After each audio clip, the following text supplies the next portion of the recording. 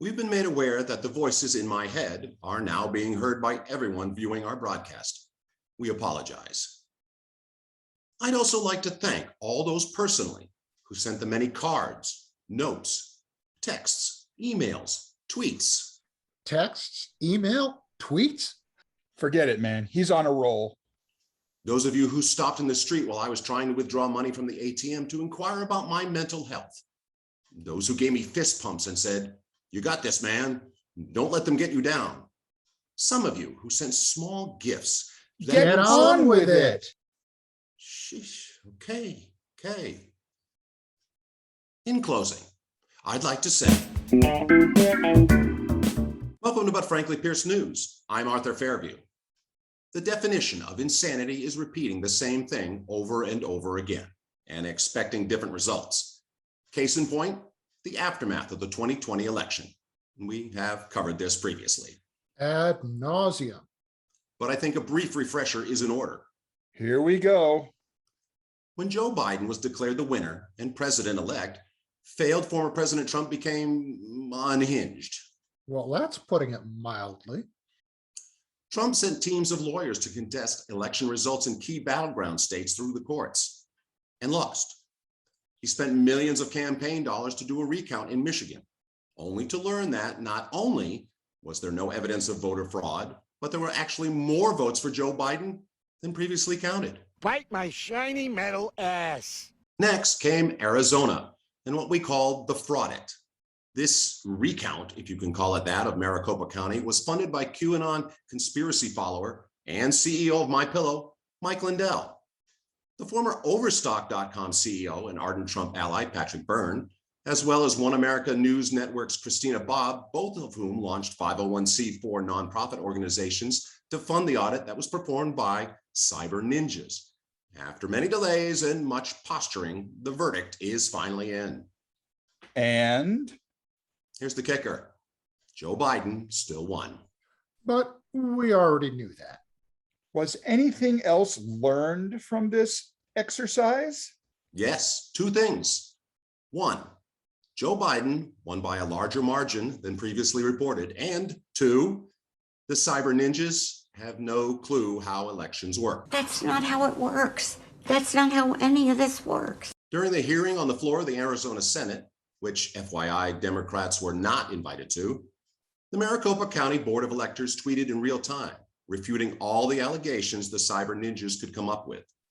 They had to explain many things that an experienced auditor would already know, from how to determine if a mail-in ballot was actually returned, to understanding the naming convention for the legitimate server for the Maricopa County Recorder, as opposed to the election system. After much head shaking, Maricopa election chair Jack Sellers made this statement. We noticed the auditors buried this fact. Their ballot recount was nearly identical to the county's count, and the official results stand. The cyber ninjas' opinions come from misuse and misunderstanding of the data provided by the county and are twisted to fit the narrative that something went wrong. Once again, these auditors threw out wild, damaging, false claims in the middle of their audit, and the Senate leadership provided them the platform to present their opinions, suspicions, and faulty conclusions unquestioned and unchallenged. Today's hearing was irresponsible and dangerous.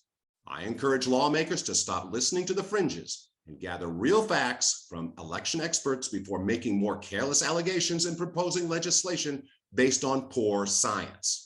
That ought to do it. Thanks very much, Ray. Now the failed former president has his sights set on Texas. Wait, didn't he win Texas?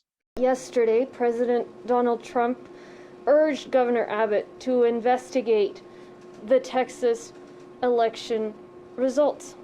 And within hours, an investigation was announced. Who says things slow down when government gets involved? Was there any indication of issues with the election in Texas? The state's former Secretary of State called the 2020 Texas election, and I quote, smooth and secure. It is clear then that the sensational announcement of an audit by the state is nothing more than a political ploy by a former president and someone who's trying to curry favor. It's clear that this is part of a broader trend where state leaders around the nation are trying to compete on who can best curry favor with former President Trump in order to control the extreme flank of their party. She doesn't mince words, does she? Right to the heart of the matter. Sometimes the truth hurts. When comparing this situation to the Arizona fraud it, Judge Hidalgo had this to offer. Texans are smarter than this. Playing politics with the integrity of elections threatens our democracy. Every time you cry wolf, every time you yell fraud, every time you run a phony audit, you are tearing down our democracy brick by brick, and I'm speaking to every person who is playing a part in this. Unlike Arizona, this audit will be funded by the taxpayers, a point Judge Hidalgo hoped would resonate with Texas legislators. This is an opportunity for legislators to stand up and refuse to use taxpayer resources to undermine democracy and to perpetuate this dangerous lie. They know it's a lie. We all know they know it's a lie. And they need to do their job and their civic duty in protecting our democracy. Judge Hidalgo, could you please sum up for us your opinion on this request for an audit? It is an irresponsible political trick. It is a sham. It is a cavalier and a dangerous assault on voters and on democracy. It seems that this entire process is not about overturning the election, and it is not about fraud in our elections. The United States has been holding elections since December 15th, 1788. We have been electing officials in our system of government for 232 years. Never before have we, the people, seen anything like this.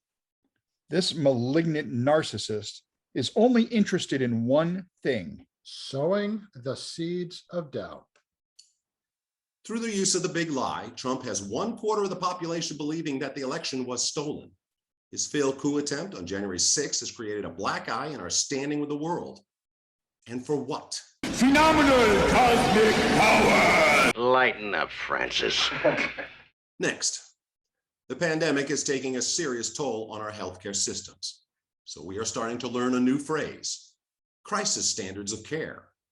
Both Idaho and Alaska have declared statewide crisis standards of care. Exactly what does that mean? Under crisis standards, hospital beds, medicine, and equipment like ventilators may be given to those considered most likely to survive, not the most critical, with the goal of saving as many lives as possible. Care is not guaranteed for everyone. Georgia, Kentucky, Mississippi, Arkansas, and Texas are rapidly nearing capacity, with more than 90% of their intensive care unit beds full, according to the data from the U.S. Department of Health and Human Services. Washington State is on the alert, with patients in Idaho crossing the border and beginning to drain their medical systems. So what can we do to help? Please do the things that you can to prevent this from occurring, which is getting vaccinated and wearing masks. It's really simple things. But those that oppose vaccination seem to be the problem. The ongoing opinion tends to be that it is a personal choice. It doesn't affect anyone else. Have you been vaccinated yet? No, I have not. And why not? Are you choosing not to? I am choosing not to. Why is However, I wouldn't discourage my staff. I mean, they can, I feel like it's a personal choice. Really? I think people so far have been okay. You know, they just respect the idea that it's my body and my choice. Tell that to the person who needs dialysis or cardiac catheterization. People are dying because you chose not to get vaccinated. So much for personal choice. Finally, big tech companies that operate around the globe have long promised to obey local laws and to protect civil rights while doing business.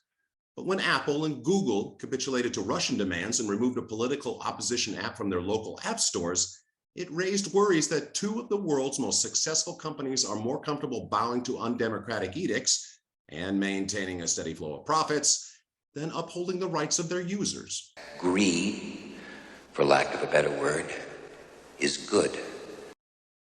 Well, the jury's still out on that one. To wrap things up, this week I'd like to share some positive news. News that I think will do the whole world some good. It is the reunion of my favorite musical group, ABBA. Yes, that's right, ABBA. Benny, Bjorn, Frida, and the one with the really hard to pronounce name. We'll be releasing a new album and producing a new virtual concert featuring their avatars, created with cutting-edge technology. Finally, a return to decent, wholesome, all-American pop music. They're Swedish. What? They're Swedish. Really?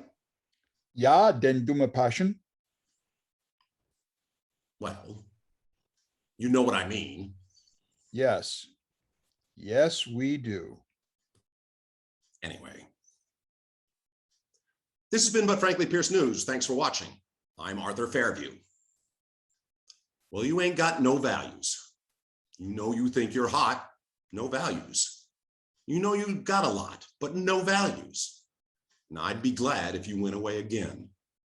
No values. No values at all. Thank